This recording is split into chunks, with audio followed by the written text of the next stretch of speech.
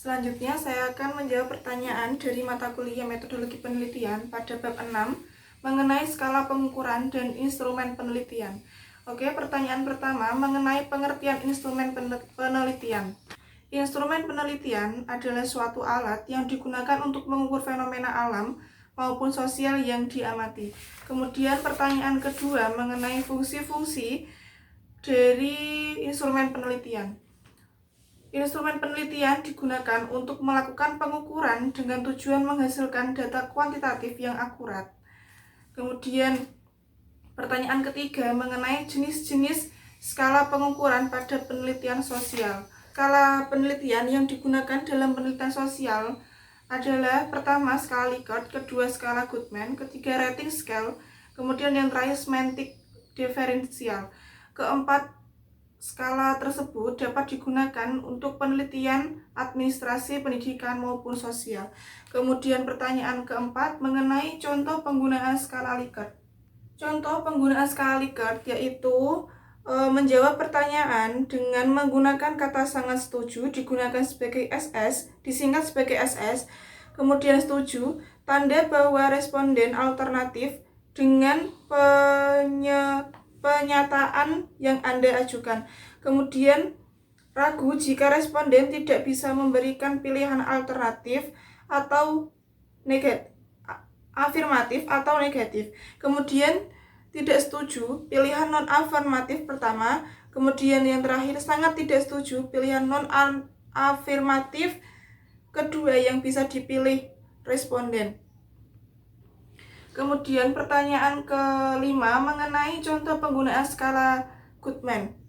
Skala Goodman akan menggunakan kelima pernyataan tersebut sebagai berikut.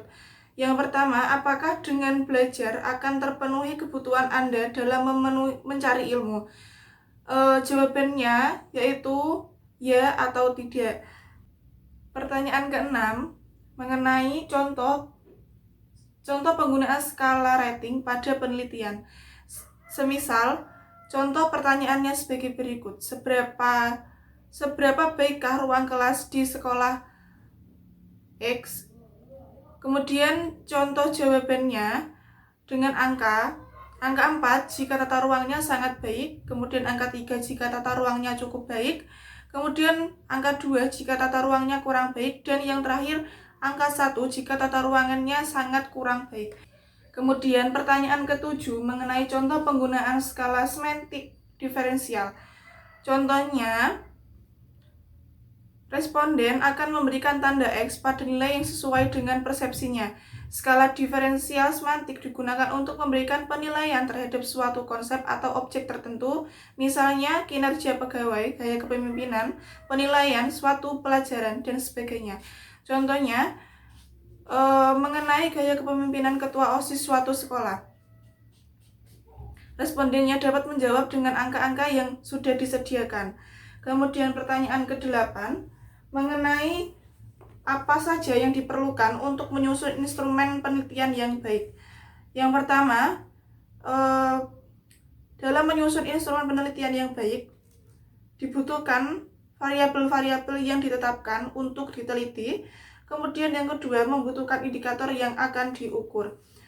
Kemudian pertanyaan ke-9 mengenai cara menyusun instrumen penelitian.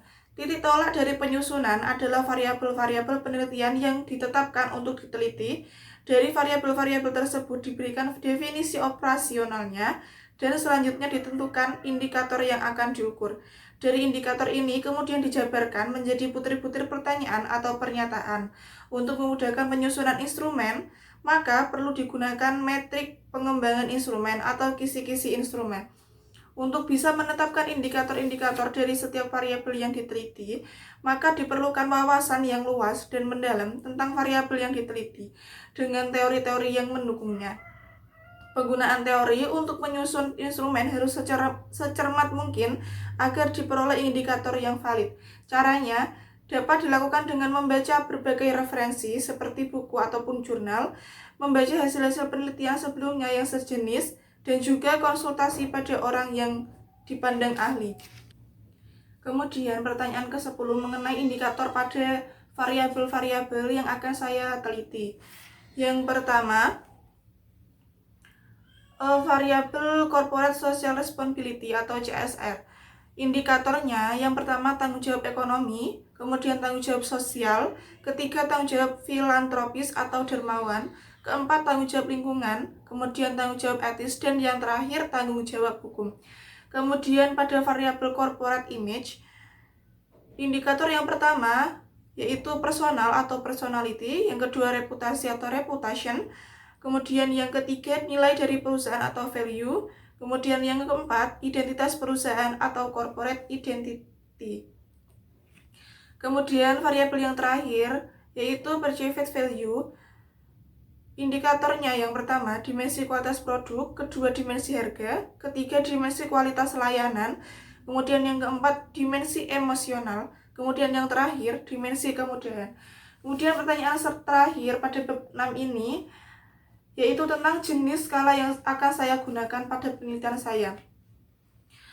Saya akan menggunakan skala Likert checklist pada penelitian yang akan saya laksanakan. Sekian dari saya. Apabila ada salah kata atau pengucapan yang kurang baik mohon dimaafkan.